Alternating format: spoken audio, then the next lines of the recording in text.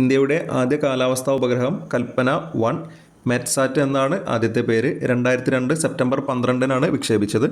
ഭൂപടങ്ങൾ തയ്യാറാക്കുന്നതിനു വേണ്ടി വിക്ഷേപിച്ച ആദ്യ ഉപഗ്രഹം കാർട്ടോസാറ്റ് 1 2005 മെയ് 5-ന് വിക്ഷേപിച്ചു. വിദ്യാഭ്യാസ ആവശ്യങ്ങൾക്കായി വിക്ഷേപിച്ച ആദ്യ ഉപഗ്രഹം എജുസാറ്റ് 2004 സെപ്റ്റംബർ 20-ന് ശ്രീഹരിക്കോട്ടയിൽ നിന്നും വിക്ഷേപിച്ചു. ഇന്ത്യ തദ്ദേശീയമായി നിർമ്മിച്ച ആദ്യ റഡാർ ഇമേജിംഗ് സാറ്റലൈറ്റ് റിസാറ്റ് 1 വിക്ഷേപിച്ചത് 2012 ഏപ്രിൽ 26-ന് ശ്രീഹരിക്കോട്ടയിൽ നിന്ന്. ഇന്ത്യയുടെ ആദ്യ നാനോ ഉപഗ്രഹമായ ജുഗ്നു നിർമ്മിച്ചത് ആര്? കാൺപൂർ IIT വിദ്യാർത്ഥികൾ. ഇന്ത്യയുടെ അത്യാധുനിക റിമോട്ട് സെൻസിംഗ് ഉപഗ്രഹം റിസോഴ്സ് സാറ്റ് 2 2011 ഏപ്രിൽ 20-ന് വിക്ഷേപിച്ചു. കാലാവസ്ഥാ വ്യതിയാനത്തെക്കുറിച്ച് പഠിക്കുന്ന ഉപഗ്രഹം മെഗാട്രോപിക്സ് 2011 ഒക്ടോബർ 12-ന് വിക്ഷേപിച്ചു. ഫ്രാൻസുമായി സഹകരിച്ചാണ് ഈ ഉപഗ്രഹ വിക്ഷേപണം നടന്നത്. ഇന്ത്യയുടെ ആദ്യ ചാന്ദ്രദൗത്യം ഏത്? ചന്ദ്രയാൻ 1 2008 ഒക്ടോബർ 22-ന് ശ്രീഹരിക്കോട്ടയിൽ നിന്നും വിക്ഷേപിച്ചു.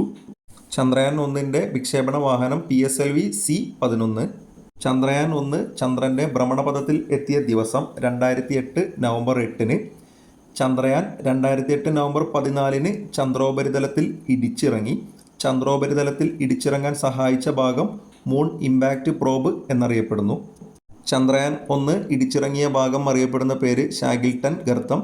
ചന്ദ്രയാൻ വിക്ഷേപണ സമയത്ത് ISRO chairman G. Madhavan Nair, project director Annadurai.